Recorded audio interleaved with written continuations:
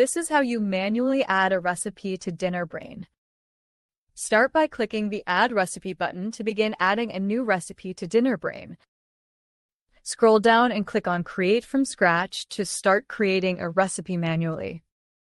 Click on the Recipe Title field, enter the name of your recipe. The title is the only field that is required in a recipe.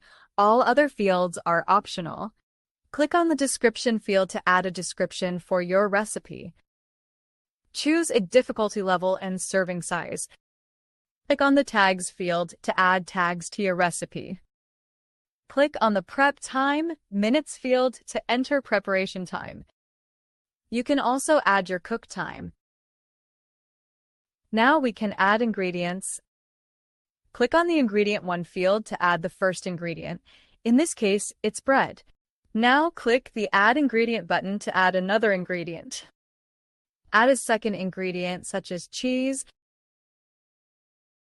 Click Add Ingredient again to add a third. Let's add butter. Now we have all of our ingredients. Click on the Instructions area to start adding instructions. Click on the Step 1 instruction field to add the first cooking step. Click Add Step. Click in the text area to add another step.